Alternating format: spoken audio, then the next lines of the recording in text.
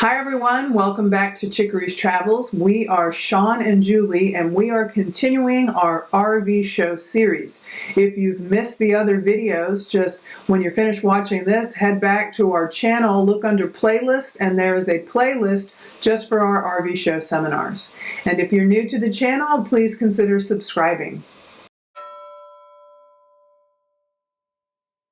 In this presentation, we're going to share 7 techniques for saving money on typical RV expenses, including campgrounds, food, and fuel.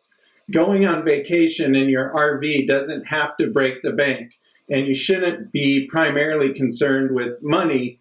You should be enjoying your precious time away from work.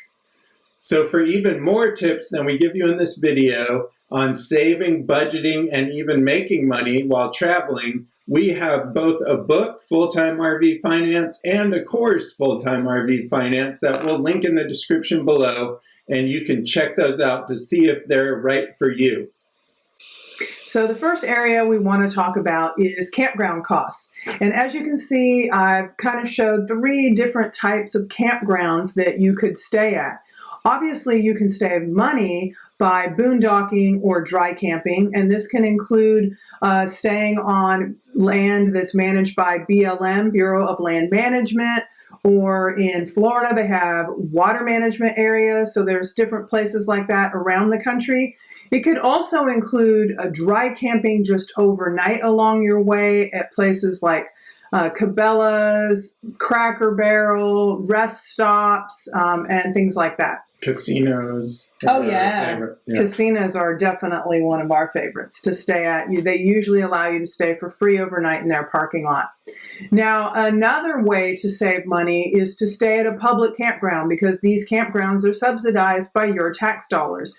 And these include national parks and state parks, and sometimes there's even city and county parks as well. And the nice thing about many of them, especially the state and national parks, is they're usually in a beautiful natural setting. But if you're glampers and you want to stay at privately owned resorts, especially the higher end ones, there are still ways to save money. And I'll give you a couple of tips. The first one is gold if you have a little bit of extra time. That is the extended stay discount. And by this I mean, there might be a certain nightly rate. It might be $60 a night. In some places it might even be $100 a night. But you can save money on these private resorts by staying a little bit longer. So if you're going to a destination resort with your family and it has a water park and all these great amenities, and you want to spend time there, you can usually get a better deal if you book for an entire week. And if you're retired and going on a longer trip, or if you're a full-time RVer, if you stay for a month, in many cases, you can save more than 50%, and sometimes even a full third. You can only have to pay a full third of the price, depending on where it's at and the time of year. Now, another way to stay is by using a rewards program. If you have a chain that you like to use, for example, we like KOA, so we're in their rewards program, and it saves 10%, but in addition to that, we earn points that add up to free nights. So if you are going to use a certain chain regularly, then that can also be a good deal. So there's also discount programs that you can use, and it's a great way of saving money on RVing without a lot of restrictions. So these can cover things that cover campgrounds with hookups or camping without any hookups, and we'll talk about a couple in each. So one of the best discount programs for full hookup campgrounds is Passport America. It's $44 a year for membership, and it gives you 50% off at participating campgrounds.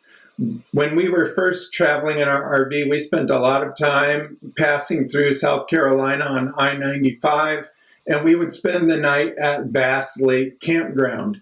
And this campground was a Passport America member, and we would pull in there for the night, and we could stay for 50% off for that overnight stay. And it was right on and off the highway, so very convenient, as are most Passport America members. So that's a great way to save on full hookup campgrounds.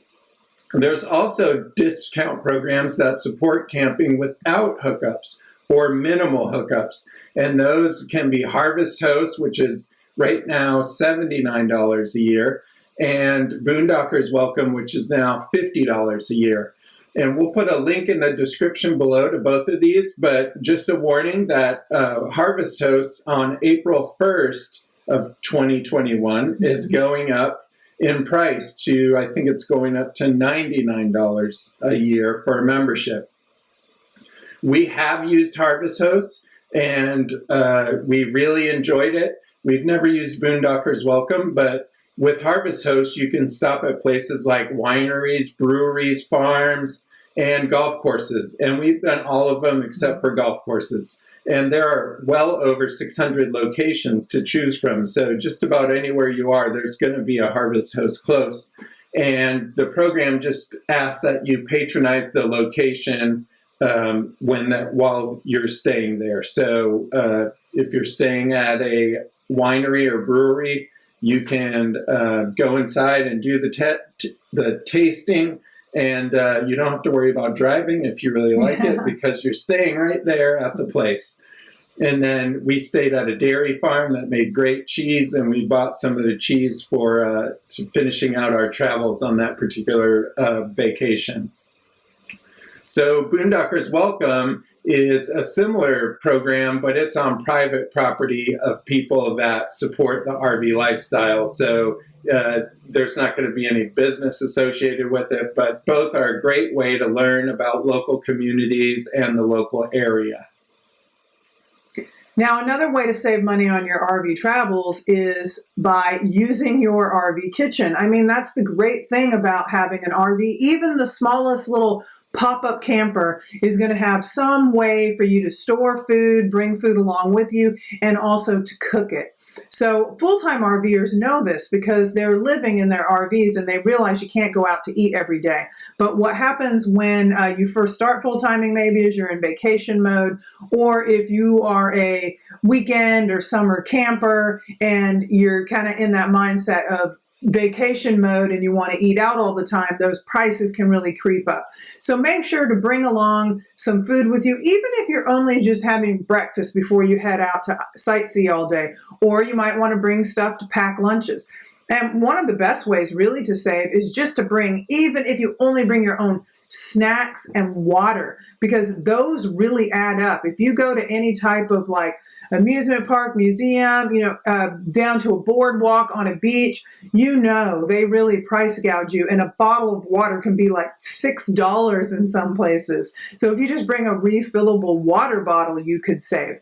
And the last thing I'll say about saving on food is that you need to consider when you're route planning your trip, where you're going to get that food. So what I mean by that is if you're not buying it at home, say your trip's going to be a couple weeks long and you're going to need to replenish supplies, you don't want to wait until you get somewhere like I did, and you end up like we went to Big Bend National Park, and it's in this area that's just not near any major city. So there was only one store in a 1 hour radius, really, and they were charging $6 for a box of graham crackers. So they're in demand, they're going to be able to charge more. So just plan ahead a little bit.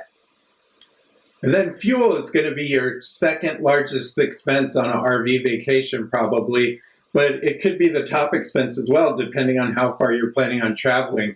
And our biggest tip that is free to everyone and requires no membership is just to slow down while you're driving. It's about the destination and the journey, not just the destination. So slow down and enjoy them both. Slowing down will also save wear and tear on your RV, so it ends up saving in the long run in maintenance costs as well. And I read a study a couple of years ago that they tested out slowing down 10 miles an hour from 75 miles per hour to 65 miles per hour in diesel trucks, and it showed a 27% improvement in fuel consumption. So just slowing down. Sometimes your wife is right. When she says, honey, slow down, you're going too fast. It actually is true. You can save a lot of money on that. and save on wear and tear in your RV. So just slow down, and that will save you tons of money in the long run. And then there are apps and discount programs. We use Gas Buddy to compare prices, and it's really easy. You pull it up on the app and it'll show you. We always set it to a 5-mile radius. And so when we were in Tucson, in the 5-mile radius around the campground, it was a difference of 85 cents per gallon in that 5-mile radius. So it's worth going a couple miles out of the way to fill up and save that much money when you're talking about a 30-gallon fuel tank, for instance, and even more if you have a Class A motorhome. And then if you're at truck stops, when you're driving down the highway between destinations, you can use something like the Pilot RV Plus card or join a program like TSD Logistics. Both will give you money or give you savings on the fuel. And the Pilot RV card also gives you savings on other things at Pilots and Flying J's, including dump station fees and propane fill-ups. And then they also have, on the app, always have specials going on for things in the store. And I will add that we don't think about this a lot because we have a diesel truck, but TSD Logistics only works for diesel. So if you're in the trucking lanes fueling up for diesel, you can use that and it saves money. But the Pilot Plus card is good for both. So the next one is entertainment. If you're anything like me, you get to a new place and you want to do all the things, but that really can add up very quickly. I mean, if you just go to a couple of museums that have entrance fees, or even say just one museum one day, and you do a hop-on, hop-off trolley tour. I love those when you go to cities or things like that. I mean, you can easily break the bank very quickly. So what I like to say is, just when you're looking at a place, try to balance those activities out. And number one, do the free things. So enjoy nature. You know, when we're in Tampa, yeah, the theme parks are great, the museums are great, but also the beaches are truly wonderful. They have a lot of great county parks. There's rivers. I mean, there's so much to do there. So any place you go, try to look for those free places and the natural environment to enjoy. And even just look what's within the campground, especially, like I said, if you're paying more money for like a destination resort, get more out of it by staying there and enjoying more of those amenities that you already paid for. Another thing is, if you have the National and State Park Pass, even if you're not staying in the National or State Park that's nearby, going to visit those, that price has already been covered by your passes. And one thing I really enjoy doing in state parks is something called geocaching. And I have a separate video explaining that if you're interested in finding out more about it. They don't do it in national parks, but most state parks have a lot of different geocaches, and the kids can earn badges. And then you can also earn an app and just do it around different cities. And I've even done it in a rest area. I found a geocache because I'm trying to get one for every state. Another thing is to look for discounts. So whether you're military, veteran, senior, AAA, I mean, there's a 10% discount for almost anyone. So just always ask to see if they have discounts. And then you can use different apps and programs like Groupon, Local Flavor, or the free coupon books that come when you stop at a visitor center rest area. They usually will have stacks of books for the area, and those often have coupons in them. Yeah, and Julie, not me, is now qualified for AARP. So we're going to start exploring to see what discounts that we can get through that as well. I still have a couple years to go, but rub it in. We can use Julie for that, for those discounts now, if there are any good ones. So the bottom line is, you can do anything and go anywhere if you budget appropriately and ultimately find ways to save money and extend your dollar. And so only you know how much you are willing and able to spend. And you need to determine this in advance and set aside the money each month to fund your travels. And then be sure to choose a spot that fits your budget and plan activities accordingly so you can get maximum enjoyment out of the time that you spend in your RV. and include line items for all the things we've discussed above, and there's many more. And we actually have a budgeting module in our full-time RV finance program or course, and it's $15, I think, and it gives you how we budget, all the line items that we consider for RVing in our budget.